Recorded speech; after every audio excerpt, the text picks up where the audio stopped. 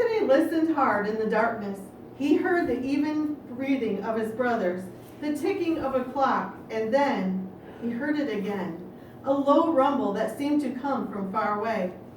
The family's pet bird flapped his wings frantically against the bars of his cage. Suddenly, the room began to roll and windows rattled. Tony felt as if his home were swaying back and forth as he jumped out of bed and ran down the stairs with his family.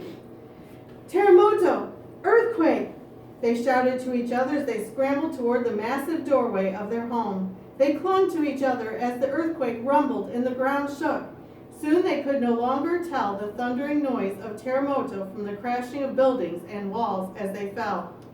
When the shaking stopped, Tony peered cautiously into the early morning dawn. Not a building was left standing in Messina, Italy. The Rossi family had nowhere to go. "What about Aunt Emilia's house?" Mother asked as she looked at her husband. "Would we be safe there?" The family walked to Aunt Emilia's home out in the country, but even there no one dared to stay indoors as the earthquake's aftershocks rocked the ground every 5 minutes. As the earthquake, homes toppled like toy building blocks. Hours passed. No one thought of eating. They were too afraid, and besides, there was no food as it was all buried in the ruins. But soon Tony's empty stomach grumbled. He tried the lemons on Aunt Emilia's tree, but their sour juice made his stomach cramp and pain. The family waited for help, for food, and for news of missing relatives. Then a message came. Riccardo, Tony's older brother, had been killed in the earthquake. Tony forgot his fear and hunger. His insides felt twisted like a tight knot.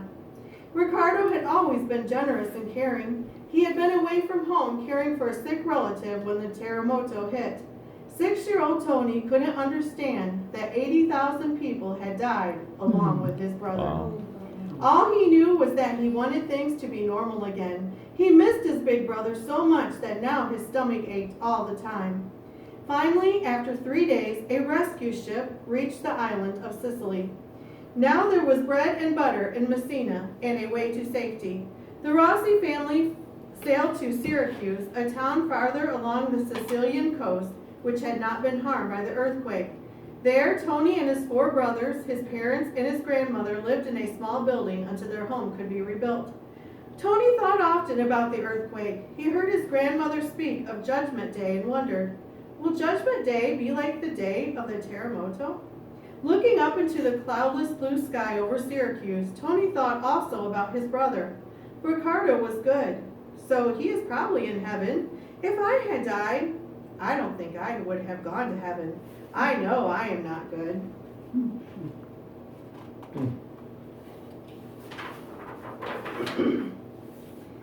Tony was always getting into mischief.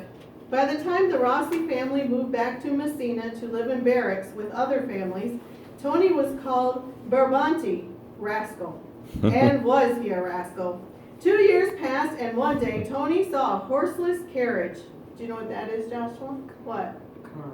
Yeah. Oh. He was fascinated by the car and began to run beside it. But the car gained speed, and Tony's excitement grew. He wouldn't give up. The wheels of the car rolled faster and faster. Tony's legs pounded the road. His arms pumped back and forth, and he gasped for air. What a sight it was for those who stood along the street. "Tony Rossi is racing the horseless carriage," people shouted to each other. They watched in amazement as the car sped by. "Ah, Barbante, that rascal boy, what will he do next?" Tony was a rascal boy at school, too. It wasn't that he didn't like to learn. He was quick in learning to read and always solved the math problems before the other children in his class. It was just that the outdoors and adventure were on the other side of the classroom windows. Often Tony skipped school. One morning, Papa approached Tony. "Son, today I want you to go to school. Get a good start. Here's 10 cents for your recess. Be a good boy. Goodbye." How could Tony skip school when Papa had been so kind? Tony resolved, "I will go to school today." But he had walked only 1 block when he saw his friend Giovanni. "Where have you been?" Tony asked, slapping his pal on the back. "I haven't seen you for days." "Oh," Giovanni said, shrugging his shoulders, "I've been on my father's fishing boat. He wants me to go again, but I don't want to go." Tony's gray eyes sparkled. School was forgotten, I've got an idea, he said with excitement. What? Let's hike over to the other side of Sicily just to see what it's like over there. I've always wondered. Giovanni grinned. Let's go. The boys turned off the path that led to school. Anthony pulled his 10 cents from his pocket. How much do you have? Nothing, Giovanni said. Well, we need more money than this, Tony said with a groan. He looked at Giovanni and then shouted, I know, I have a cousin, a professor, who has some goldfish. We could catch and sell them. Off they headed to the professor's house. Tony spotted a tin can on the way and pounced on it. We can catch the fish in this. And they did, but they could only sell half of the fish. Pocketing the money, Tony led Giovanni to a broom closet off the barracks conference room. We'll stay here till dark, Tony whispered. Then we'll sneak into the neighbors' kitchens and steal food for our trip. The closet was cramped and dark, but Tony and Giovanni didn't mind. They were going on an adventure to the other side of Sicily. Night fell. The boys heard Tony's brothers giving the family whistle as they searched for him. The boys huddled in the closet. When all was quiet, they tiptoed out of the barracks to the row of homes behind the building. Cautiously, they slipped into a neighbor's kitchen through an unlocked door. Coffee, sugar, a candle, a cooking pot. The neighbor's house had all kinds of things they needed. They crept out the door. A floorboard beneath them squeaked as they scampered into the night. Geese! Geese! Scolded a woman inside. What is that cat doing now? She muttered. Panting with relief, the boys moved down the street to another house, and then another, stealing more coffee, sugar, and another candle. Back in the broom closet with their loot, they waited.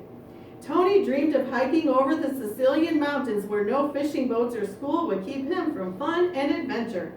The boys emerged from their hiding place with the early rays of sun. The grocery store was in the next block. They would buy the rest of what they needed and then be on their way.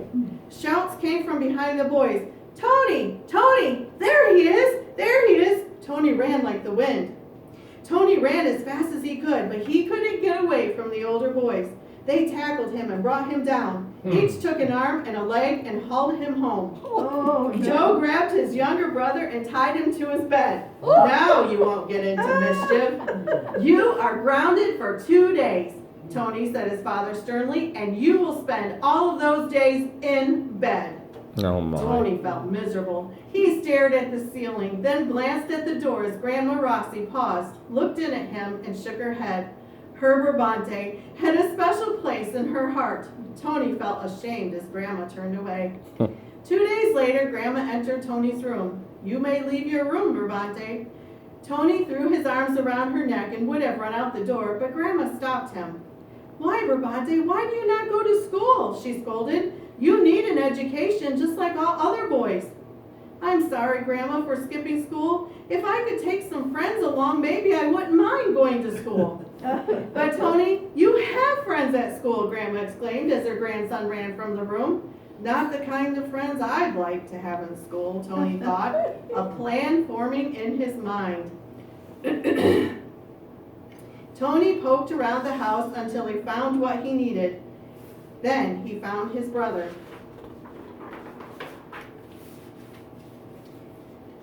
Watch, Carlo, it's simple, said Tony to his brother. Tony took a short piece of bamboo and placed a hunk of cheese on one end. This is the way to catch a mouse. He placed a pot upside down over the stick so that the pot rested on the outside end of it. Inside the pot was the cheese. The rim of the pot balanced on the edge of the stick. See what I mean? Carlo looked at the contraption skeptically. I'll believe it works if you catch a mouse in it, he said as he walked away. Tony woke early the next morning and ran to inspect his trap. Carlo! Carlo, we've caught a mouse! He yelled and knelt beside the pot. He could hear scratching and scurrying noises under the pot. Tony carefully lifted the pot. 2 mice! Oh the boys grabbed the mice and stuffed them into a paper bag. Tony's cheeks were flushed with excitement. Come on, Carlo, let's go to school. What? Carlo asked in surprise. You go to school? And this early? He ran after Tony and the two headed for the school. Tony slipped into his classroom ahead of time. No one noticed when he went first to the teacher's desk, or that he carried a paper bag. Then he sat quietly with the other 10-year-olds. Class began as usual with recitation. The teacher stood erect and pointed her long, skinny finger straight at Tony. Anthony Rossi, will you please repeat the poem for today? Tony stood. I'm sorry, I do not know it, he said humbly, and then slid into a seat as another child stood and recited the poem. As soon as the boy was finished, Tony's hand shot up. I know it now, he blurted. The teacher looked at him unconvinced. You told me, Anthony, that you could not say the poem. I do know it now. He stood and repeated the poem perfectly, having heard it only once. Wow. As the teacher walked toward her desk, she thought, how encouraging this will be to tell his parents. She sat down behind the desk and opened her drawer. 2 fuzzy mice sprang out, darted across the desk, and landed in her lap. The boys hollered with laughter while the girls shrieked. Tony sat at his desk with a smug look on his face. But that look was gone later in the day as he walked home with a note for his father. What punishment would he get this time? I am such a rascal, he thought. Papa has to punish me almost every day. Tony's reputation for trouble grew with every prank and mischievous deed. But something else was growing inside Tony, an awareness that something was missing in his life. Ever since the earthquake, the day of the terremoto, Tony had wondered about heaven and God. Late one afternoon, Tony came in earlier than usual from play. He sat down on a low stool at Grandma Rossi's feet. His eyes studied her face. He watched as she took out her rosary. With large, questioning eyes, Tony asked, Grandma, may I think about God with you? Why, yes, Tony, we can do the rosary together. Grandma touched a bead. Santa Maria, she said. Tony repeated the Latin words. Usually, Tony could not sit still for long, but today he sat spellbound with his Grandma Rossi's prayer beads. Because he longed to know God, Tony never missed going to Mass at church on Sunday. Somehow, in the cool and quiet of his grandma's big, dimly lit cathedral, he felt as if he was doing something good instead of being a rascal. He decided to serve in the church as an altar boy. Over the next couple of years, to the priest's surprise, the boy he knew as Rascal Boy arrived on time and always performed his duties well. As Tony went to church, his questions went with him. One day he said aloud to no one in particular, how can I know I'm going to heaven when I die? A grown-up in the church heard Tony. Just be careful, boy, to say special prayers every morning and every evening. Don't miss a morning or evening for 7 years. Then you'll go to heaven when you die. Okay. Tony walked home with a determined look on his face. I will say those prayers night and day, he resolved. Sometimes, though, after a busy day of playing hard, he would flop in bed and start to pray, only to fall asleep before he had finished praying. The next morning, when he awoke, he repeated the prayers 7 times to make up for missing them the night before. Is this enough, he wondered? How can I know for sure I'm doing enough? But it seemed as if no one, not even the priest, could answer his questions. When Tony was 14, baby Teresa was born. Now there were 8 Rossi children, but Mama didn't seem to mind. In fact, she seemed happy. I think Teresa looks like you, Mama, he said when the baby was 2 months old. As he looked at his little sister, he thought of Mama. She really loves us. She mends my socks and clothes almost every night, long after I've gone to sleep. Tony was 15 when Mama became ill with cancer. On the day of Mama's death, Tony thought he would never smile again. How empty the house now felt, even with 8 children and their father. Tony was miserable. He felt as if a part of him had been torn away. Mama never had time to go to church with me. She was always busy caring for the family. If only I could have died instead of her. If only I could know God, maybe I could understand about death. Tony became restless and looked beyond the tiny island of Sicily for new adventures. When an uncle from America visited the Rossi home, Tony spent hours with him asking one question after another. Was Buffalo Bill real? Is America like Sicily? No, replied Uncle Constantino. Not a bit like Sicily or Italy. Here, workmen can earn only 10 cents a day. Over in America, almost anyone can earn a whole $1 a day. And New York, Tony asked with excitement. Can anybody find a job there and a place to live? Tony now dreamed of going to America. I will go there even if I have to swim the Atlantic, he vowed. And to make that dream come true, Tony got a job. He worked as a trolley conductor. It was perfect. He was always on the move now, traveling around the city of Messina. Tony turned 17 and realized his dream of going to America would have to wait. He had to serve in the military. World War I was raging throughout most of Europe. The future was very uncertain. On Tony's last day as trolley conductor, he decided to make this day unforgettable for all who rode his car. Ignoring the usual speed regulations, he raced over the downhill tracks at a screaming pitch. Oh my. His terrified passengers held tightly to their seats. Tony lived up to his reputation as a rascal right up to his last day in Messina. For the next 3 years, Tony served in the Italian infantry without any opportunity to visit his family. One morning, as Tony prepared to report for duty, he stepped on a rusty nail. Ow! That hurt, he cried. Yep. Tony tried to ignore the pain, but soon his foot throbbed. When he removed his shoe and sock, his foot was swollen and red streaks were running up his leg. At the medical office, the army doctor took one look and announced, "Blood poisoning!" He put Tony in the hospital where doctors and nurses worked to save his life. His fever raged, but finally medicine stopped the infection. Tony began to recover gradually, but he had to stay in the hospital for a month. What can I do in here for a whole month, he asked in frustration. The rascal boy might be grown up, but he still couldn't sit still. Finally, he had a thought. Astronomy! I've always wanted to learn about the stars. Nurse, may I please have an astronomy book to study? Tony spent hours reading the book. How wonderful God is, he thought. Someday, perhaps, I will know him.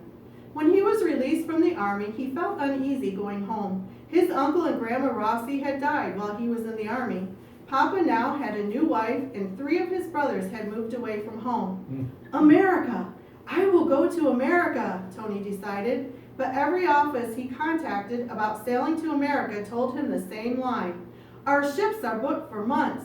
There is no room. I will find a way to America. I will, Tony exclaimed. And we'll end there. Stowaway.